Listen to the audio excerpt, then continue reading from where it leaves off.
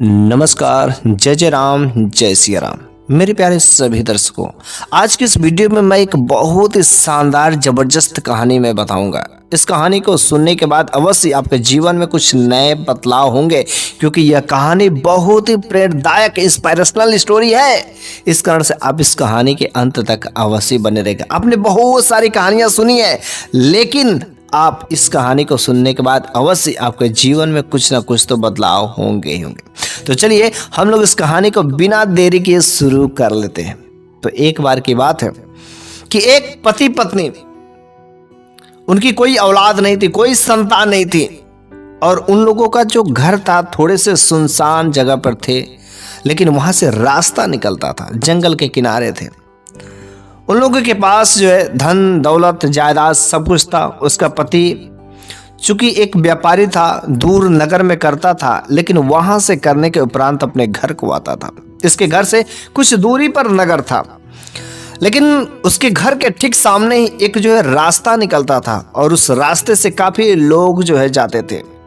कुछ लोग पैदल जाते थे, कुछ लोग गाड़ी से जाते थे, लेकिन वह रास्ता सटीक होने की वजह से वह रास्ता धीरे धीरे बहुत ही चलता फिरता हो गया, और उस पर तो अब तो साधन भी ज्यादा होते गए।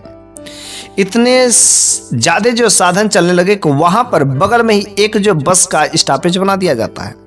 और जब एक बस स्टॉपेज बन जाता है तो लोग जो है वहां पर आते हैं, रुकते हैं, और जिनको जहां पर भी जाना रहता है वहां से बस पकड़ करके चले जाते हैं, क्योंकि वहां पर एक बस स्टॉपेज बन जाता है।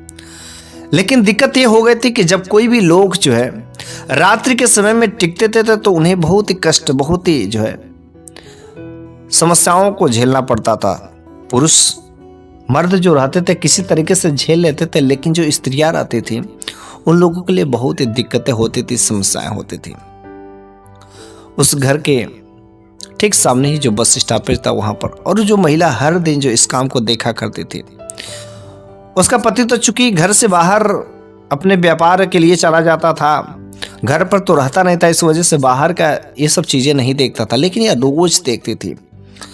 और जिसके मन में विचार आ जाता है, यह जो महिला थी भगवान को मानने वाली रहती है, भगवान की भक्त रहती है, भगवान का नित्य जो पूजा करती थी, और उसने ये भी पढ़ा है, ये भी शास्त्रों में वर्णित है कि जो भगवान की सेवा करना चाहता था, अगर वह लोगों की सेवा करना शुरू कर दे, लोगों का भला करना शुरू कर दे, लोगों के हित के बारे में शुरू कर दे सोचना, तो उसी दिन से वह जो भगवान के सच्चे दिल से सेवा करने वाला हो जाता है। और वह महिला जो है अपने पति से एक विचार पर बात करती है, कहती कि मैं रोज देखती हूँ रात्रि के समय में जो सामने वाला बस स्टॉपेज है वहां पर जो पुरुष और महिलाएं दोनों लोग रुकते हैं, लेकिन कुछ महिलाओं के साथ में वहां पर जो जबरदस्ती कुछ छेड़खानियां हो जाती, कुछ इज्जत के साथ उनके खिलवाड़ किए जाते हैं, भूखे बेचारे सो जाते हैं। ऐसे अनेक प्रकार के हम जो कष्ट देखते हैं, लेकिन हम चाहते हुए भी कुछ नहीं कर पाते। क्यों ना हम लोग वहां पर बगल में जो हम लोगों को थोड़ी सी जमीन है, वहां पर एक मेहमान माजी वाला जो है छोटा सा घर बना देते गेस्ट के लिए, और जो भी लोग वहां पर ठहरते रात्रि के समय में उन लोगों के लिए भोजन की सुविधा दी जाती, और वहीं पर खाते पीते बनाते और सो जाते। फिर से सुबह जो अपने अपने आवागमन के लिए निकल जाते हैं। तो उसके पति ने कहा ठीक है, हम लोगों के पास जितना धन है उतना तो ठीक है, लेकिन हाँ चलो क्यों ना कर देते, थोड़ा सा दान दक्षिणा करना भी बहुत ही जरूरी होता है। और इस तरीके से उसके पति ने वहां पर एक छोटा सा घर बनवाता है, और वहां पर जो खाने पीने की व्यवस्था, रहने सोने की भी व्यवस्था करवा देता है। और अब तो वहां पर जो लोग रात्रि के समय में रुकते भी थे, और फिर से वहां पर खाने पीने की व्यवस्था रहती थी, सोने की भी व्यवस्था रहती, फिर सुबह जो उठ करके अपने अपने रास्ता के लिए निकल जाते थे। इस तरीके से वहां का कारोबार चलता रहा। सब कुछ अभी तक तो ठीक ही ठाक चल रहा था, लेकिन एक दिन जो है वह अपने दोस्त के साथ कहीं पर घूमने गया रहता है। उसके दोस्त ने कहा यार तुम तो दिन भर बिजनेस करते हो, व्यापार में फंसे रहते हो, और उधर तुम्हारी जो बीबी है, पत्नी है, जो पूरे पैसे कमाते उसको तो बस यूं ही दान पुण्य में उड़ा देगी। अरे इतना दान पुण्य नहीं करना चाहिए ताकि तुम खुद को कंगाल हो जाओ। लोग बस आते हैं ऐसे से बिना मेहनत किए, खाते हैं पीते हैं सोते हैं रहते हैं और बस चले जाते हैं। इसका कोई मतलब है, ऐसे करोगे तो एक दिन तुम कंगाल हो जाओगे। यह बात जो है उसके दिल मन मस्तिष्क में बैठ जाती है कि वास्तव में ऐसे अगर लंगर चलाते रहे, ऐसे सेवा करते रहे तो हम तो खुद एक दिन कंगाल हो जाएंगे। कितने मेहनत से, कितने पसीने से हम पैसे कमा कर लाते हैं, और मेरी पत्नी ऐसा काम करवाते मुझसे, ये बिल्कुल ही गलत है। अब कल से ही ऐसा बिल्कुल ही नहीं होगा।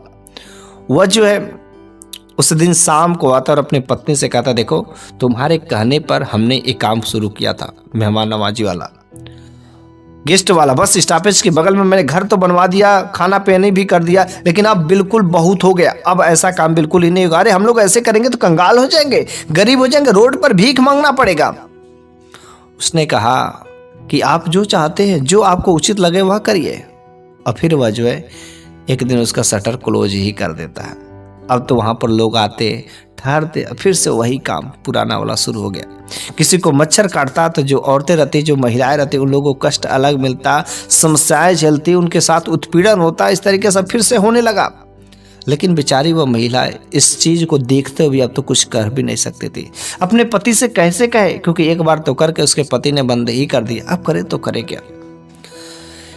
एक दिन उसका पति जो अपने पत्नी को लेकर के खेत पर जाता है घुमाने के लिए, काफी जो है घूमते हैं, हर खेत खलिहान की स्थिति को समझते हैं, देखते हैं, और पूरा खेत घूमने के बाद शाम ढलने वाली ही रहती है।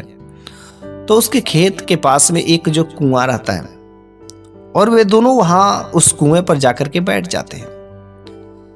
और उस कुएं में के बगल में कुछ दूरी पर जो है कुछ गांव वाले थे। वो गांव वाले आकर के उस कुएं से जो पानी भर करके लेकर के जाते थे। 1 बाल्टी, 2 बाल्टी, 3 बाल्टी, 4 बाल्टी, ऐसे जो है कुआं से पानी भर करके ले जाते। कोई जो उस पानी को पीने के लिए ले जाता था, तो कोई अपने खेतों के सींचने के लिए ले जाता था। लेकिन हर सभी लोग जो है इस तरीके से करते थे। वह जो महिला थी, जो उस व्यापारी की पत्नी थी, वह इस काम को बहुत ही ध्यान से देख रही थी कि लोग इसमें से पानी भर रहे हैं, ले जा रहे हैं। उसके पति ने कहा, अरे शाम ढलने वाली, अब हम लोगों को घर चलना चाहिए।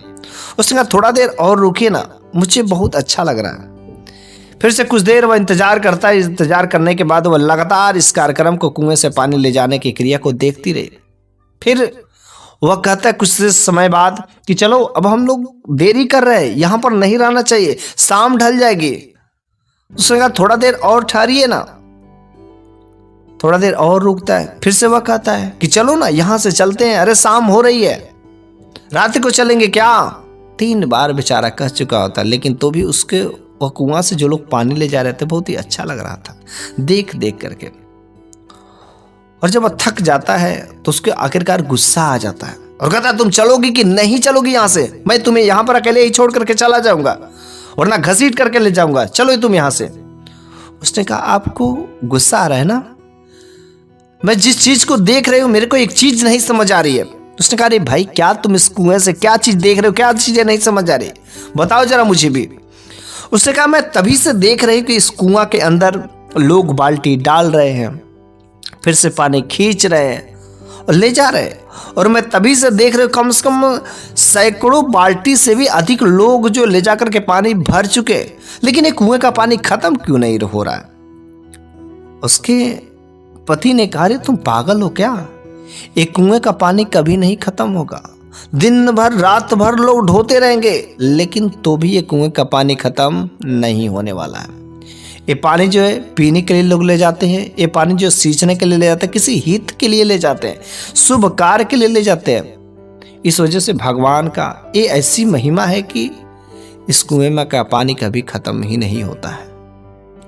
तो उसने कहा, अगर इस कुएं का पानी खत्म नहीं होता है तो हमारे भी घर में तो एक कुएं का अनाज था, और हमारे घर के उस कुएं में से अनाज हम लोग निकाल रहे थे, लेकिन आपको ऐसा क्यों लग गया कि उस कुएं में से अनाज खत्म हो जाएंगे, और आपने उस अनाज को निकालने से मना कर दिया। लेकिन जब जितना ही अनाज निकालेंगे उस कुएं में से अनाज तो आता ही रहेगा, कहीं ना कहीं से, कोई ना कोई माध्यम से। तुरंत उसके पति का वहां पर दिमाग खुल जाता है और वह फिर से घर पर जा करके जो मेहमानों के लिए स्वागत के लिए जो कुछ भी व्यवस्था था, खाने पीने की व्यवस्था, तो जो बंद कर दिया था फिर से वह उसे शुरू कर देता है। और जो जितना ही लोगों की सेवा करता है उसका व्यापार जो उतना ही अच्छा से चलता था, क्योंकि लोगों का जो आशीर्वाद लगता था, लोगों को सहायता करने से जो उनके पुण्य मिलते थे, इस वजह से उनका जो कारोबार बहुत अच्छा चलता था और दिन दूनी रात चौगुनी वृद्धि होती थी। 10 रुपया खर्चे करते थे, 100 रुपया मिलता था। और इस तरीके से वह एक दिन बहुत बड़ा सेठ भी बन गया, उस नगर का, उस एरिया का जो सेठ बन जाता है। मेरे प्यारे सभी दर्शकों, इस कहानी से हम लोगों को एक ही चीज सीख मिलती है कि हम किसी को जितना ही दान में लुटाएंगे, दान करेंगे, दान करने से कभी कोई चीज की कमी नहीं होती है, बल्कि ऊपर वाला एक और नया रास्ता आपके लिए बना देता है ताकि आप के पास उससे अधिक हो, ताकि जो है आप और अच्छे तरीके से उसको व्यवस्था कर सके और अधिक दान कर सके।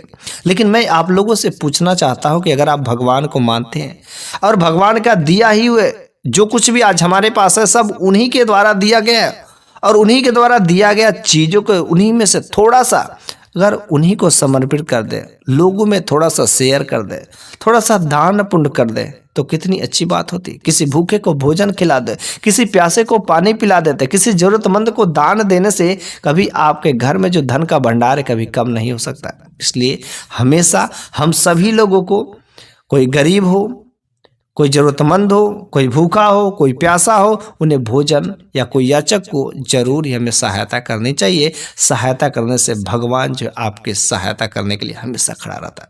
इसलिए हमेशा दीन दुखियों की सहायता करने वाली बातें हमेशा हमारे मन में रहनी चाहिए।